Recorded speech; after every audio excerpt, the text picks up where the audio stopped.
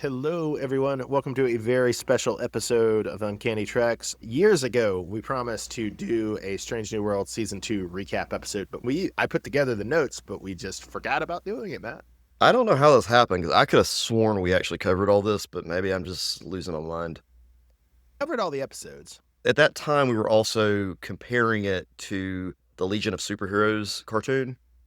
We love Strange New Worlds, guys. This is the best Trek out there. Even though we're just recording this after doing an episode on the finale of Season 3, and the finale of Season 3, although it has many good moments in it, is pretty rough stuff. We all make mistakes. We make mistakes. It is going to be interesting to do this years after Season 2 has aired and with the benefit of hindsight on season. Right. They're going to have to forgive us a little bit if we do come off, but it's fun in a way because we now have some answers to the questions we asked in these notes, which is going to be fun to see where our predictions were versus what actually happened. So we always like to begin these season recaps by divvying the episodes into three categories. We got the great, we've got the good or important, or the merely okay without being great, and then we've got the dumpster fire. But the dumpster fire for Strange New World Season 2 is empty. It might not be empty for Season 3, listeners. Stay tuned to the next episode. But Matt, what's in the great category for Season 2 of Strange New Worlds? All right, Bob, we have a lot of great episodes. We've got Ad Astra per Aspera, which was the trial episode with Ulna. Do you remember what that means? Damn it, Bob. I didn't know there was going to be a quiz. You made me watch all those films with it, and it's to space and something, to the stars, yeah. To the stars through hardship, or more poetically, to the stars through thorns. Bob taught me a lesson on this and made me watch like 10 films at Ad Astra, and I still can't even remember what it means. An American film called Ad Astra, and then we watched a Soviet film called Ad Astra Paris. Next, you got Tomorrow and Tomorrow and Tomorrow, which was an episode where he had Leon, Noonien Singh, and Kirk, and it was Groundhog Day. It was, and it climaxed with La'an meeting Baby Khan. That was an interesting ending. I forgot about that. Wow. Then you had Among the Lotus Eaters, which is where Ortegas flies the ship through amnesia. That was the big Ortegas highlight episode. You got Charades, where that's Spock's engagement party. You had Lost in Translation, which is where Kirk was able to meet Uhura and Spock for the first time. And you got Those Old Scientists, which that was the crossover with Lower Decks. I'm impressed you got that, because all these others I have little cheating notes in there, but I will not remember what the Lower Decks crossover. Then you got Hegemony, which was also in the great category. In the good category, we got Broken Circle, which is the season premiere, the season opener, where Spock hijacks the Enterprise. We've got Under Cloak of War, where we have M'Benga versus a Klingon ambassador. And if I remember right, this is the episode where we really find out M'Benga's backstory as a special ops operator. Not my favorite aspect of M'Benga's character, but I know Matt loves it. One of my favorite aspects of the character. Let's keep going though, Bob. And then in the last one, we have Subspace Rhapsody, the very controversial musical episode, which I think we both enjoy, although we're not over the moon about. But as I recall, the most notable thing about Subspace Rhapsody is that Chapel breaks up with Spock through a musical number sung by her and all of his friends. Yes. All right, Bob. I'm going to be a little controversial here because usually I don't even argue with you on these things. However, the only episode that I think that should be in the good category this time around is that premiere, Broken Circle. Okay. I can definitely see in that sense a case for Broken Circle as the worst episode. We just disagree about Under the Cloak of War, but I get it. And then I'm surprised. I didn't think you were that enthusiastic for Subspace Rhapsody. It was an original idea. It worked for what it did. You've taught me that, Bob. It set out to do what it needed to do. It was a good musical episode. Having seen some of the other comedy type episodes that they've tried to put out and what they're going to put out next season, I really think Subspace Rhapsody is going to be in the positive category versus some of the other stuff they're going to do. I would have said it was fine. It was on the bottom tier of Strange New Worlds episodes, but it was fine, and it's totally legitimate to do a musical episode, and people who don't think that are insane. But that said, yeah, for me, it's not the other comedy episodes. For me, it's after the documentary. Oh, yes. And after the survival episode in season 3, that Subspace Rhapsody looks a lot better. We will get into that in our season 3 coverage, which we'll be recording immediately after this. Look forward to it, fans. If I was going to change anything, Bob, I will have to say Broken Circle needs to just be the only one in the good episode, because the premise from the get-go. You had a cliffhanger at the end of season 1 where Ona is arrested. You had to wait all this time. Then you get to the season 2 premiere, and none of those questions are answered. And you get this weird retread of Star Trek 3 where Spock Search steals for the Spock. Enterprise. No, Spock didn't get to steal the Enterprise in Star Trek 3, The It, Search for Spock, because he's being searched for. And so he needs to steal the yeah, Enterprise in the season 2 premiere. the lack of repercussions and everything, just that it bothered me. Another thing we like to do to categorize the episodes is when we did season 1 years and years ago, Matt, I divided the season up among, you had 2 Gorn episodes, you had 3 hijinks episodes, and you had 5 preachy sci-fi allegories. And I don't mean preachy as a criticism. For season 2, I would divvy the season up into 2 time travel episodes, 2 hijinks episode, 5 preachy sci-fi allegories, and 1 action episode. Does that make sense? It does make sense, for sure. I agree with those categories. Okay. So, Matt, of the time travel episodes, we had 2 this season, which would be Those Original Scientists and Tomorrow and Tomorrow and Tomorrow. What was your favorite of the 2? This season had strong time travel episodes, Bob. Very Sure, strong. not our favorite genre. Right. So TOS definitely was my favorite time travel episode. Tomorrow, and Tomorrow. It's definitely was a really close second. They're great time travel episodes. That's the big thing about this season. I totally second what you just said there. Time travel done right. And unfortunately, there's not going to be a lot of disagreement on the next category either, Matt. So our 2 hijinks episodes, we have Charades and we have Subspace Rhapsody. What was your favorite of the hijinks episodes? It was charades without a doubt. The whole engagement party piece. Yeah, learning the Vulcan rituals, all the stuff that went through with that.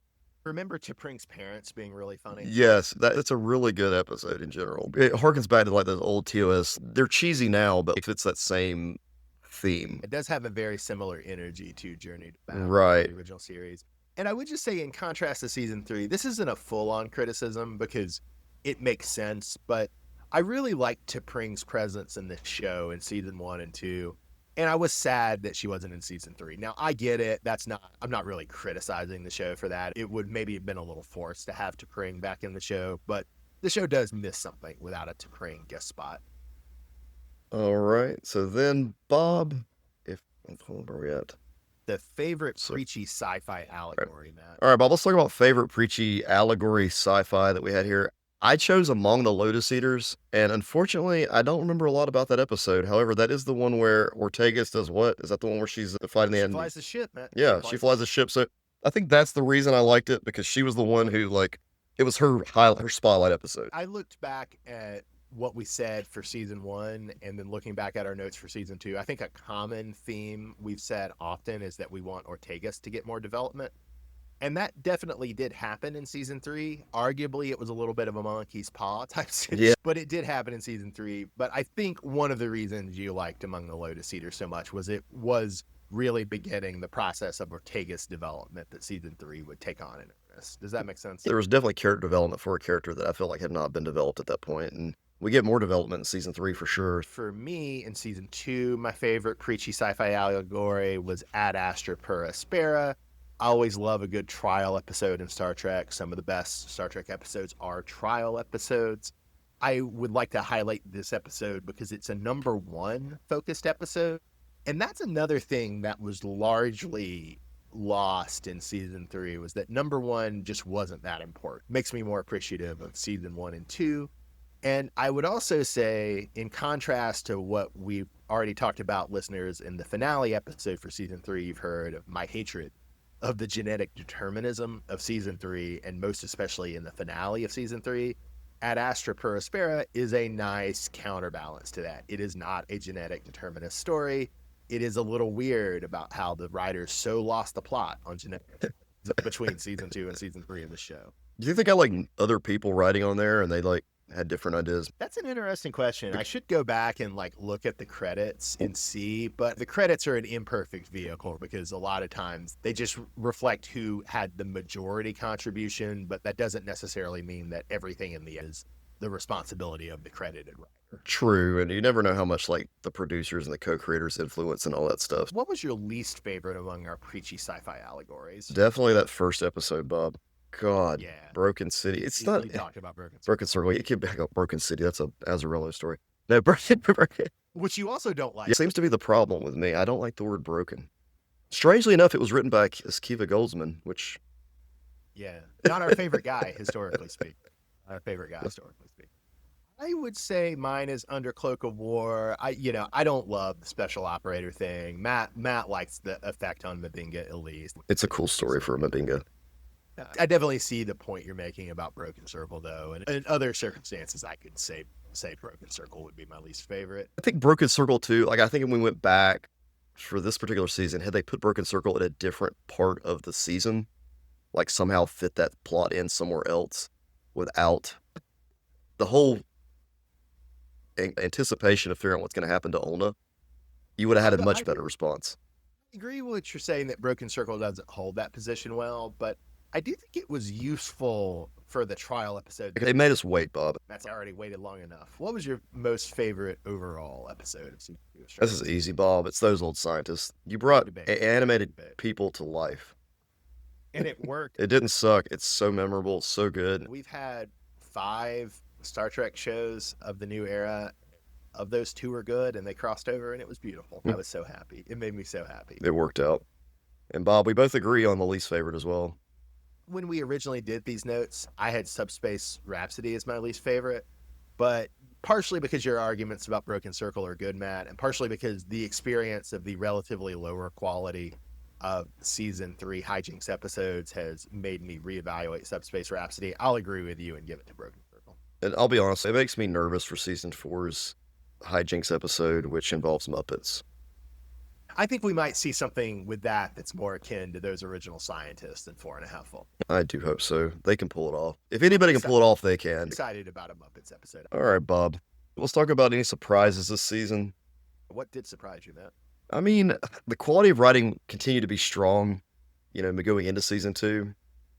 I was very surprised by the negativity we got everybody toward the musical episode. I'm going to propose, and this is maybe not where I would stand today, but this is where I stood when season 2 of Strange New Worlds wrapped. Here's my captain ranking, and then you critique or propose your own. My Star Trek captain's ranking is Sisko, Janeway, Pike, Kirk, Picard, Sheridan from Babylon 5, Freeman from Lower Decks, Archer, Burnham, the kid from Prodigy. Okay. Mine is Sisko, Pike, Picard, Kirk, Janeway, Sheridan, Freeman, Archer, Burnham, and then the kid from Prodigy. So There we go. I just trade off Janeway. That's all I ever do, Bob, because I think that you have more. I think you like Janeway way more than I do. There's something about her that you appreciate that I just don't see, but it's all good. I made a really good joke to my buddy Alan. You know that Star Trek Con podcast started last week? Yeah. That was originally supposed to be a TV show. It was supposed to be the second TV show after Discovery, and then somehow it got turned into a podcast and stuck in development hell for 10 years. I don't know why it takes 10 years to make a podcast. We do it in an hour and a half. Sulu and Tuvok have roles in that podcast, and they're voiced by George Takei and Tim Russ. Oh, okay. And That's it's cool. It's set, at least the flashbacks with Khan are set in between Space Seed and Star Trek 2, but the framing narrative is set after Star Trek Generations. Sulu is taking on the Excelsior, a historian, to SETI Alpha 5 or SETI Alpha 3, whichever SETI Alpha it is, to study Khan's records. And Tuvok was on the Excelsior in that time period. And so Tuvok is, although he's opposed to Khan, you can tell he's in his Vulcan way getting slightly interested in Khan because of this historian. And I was joking with my boy Alan that, yeah, man, Tuvok just has a thing for mass murderers. His favorite human is Janeway. And now we're seeing in this prequel, he's got this low-key interest in Khan. He's learning all about Khan. So going through a phase. I like to joke that Janeway is a war criminal because she kind of is based on a few Voyager episodes. But even though Sisko's a war criminal. No, I mean, that's not the deciding factor to get you to the top of the captain's list, Bob, on Uncanny Treks. The only guy in the top 3 who's not a war criminal, I don't think Pike's never done a war crime, has he? that I'm aware of. I don't think so. My brain is very foggy when it comes to what he did in Discovery. At the end of season 2, we did have some thoughts about our newest character, Pelia. I liked her quirkiness. I liked her wit. That was a cool thing. But there's something seemed off with her in the finale. So I assumed they were going to move forward with doing something crazy with her in season 3. Nope, nothing. Same Pelia. It is funny that season 3 just leans into Pelia, but more of her. Although I guess the main thing we learned is that she was a Doctor Who companion, Yeah, which she we had no was. She idea was. season 2 finale. And the whole teaming up with Scotty thing, too. That becomes a big part of the season 3 piece. And they played that heavy in the first half of season 3, her mentoring Scotty, and then it fell off. That is the thing about Pelia, is just she's in it a lot and then she's not in it at all. That seems to be her MO for both season 2 and season 3. Well, Matt, we already sort of talked about the issue about Ortega's development and how that played out, so we can skip that. And we like to categorize the characters too. We've got pre-existing Star Trek characters. That would be number 1, Spock, Uhura, Mabinga, Chapel, T'Pring, April, George, and Sam Kirk. Of that crew, who's your favorite of the pre-existing Star Trek characters? I really like Chapel.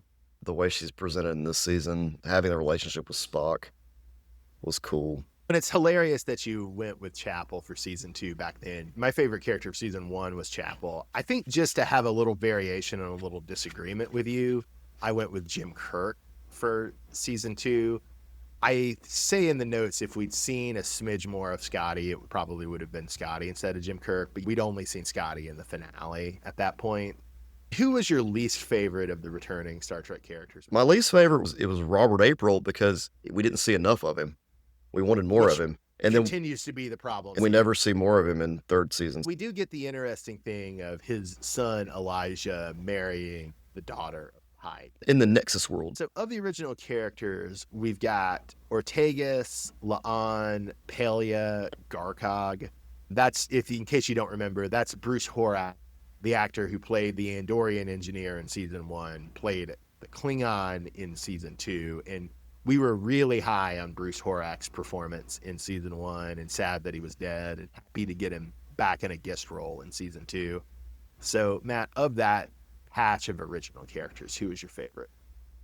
Okay, I completely forgot about that engineer, the blind guy. Now I'm sad, Bob. That dude was awesome. That's something we'll talk about in 3 recap. Justice for Garkov. Well, for season 2, Bob, my favorite character was Leon. She's a fantastic original character. She's got an edge about her that I like. It's something about the character that she's a badass. You have to have that. That's a key piece to be a cool character in my book. You have to be a badass. We said this in the season 1 recap too, but in the premiere of this show, we were very gun shy about La'an as a character. Yeah. She seemed like all the worst things of prequel characters. She has this maybe needless connection to Khan. She's got this maybe a little overwrought tragic backstory. She's maybe a little overcompensating in her badassery. It just seems a terrible combination.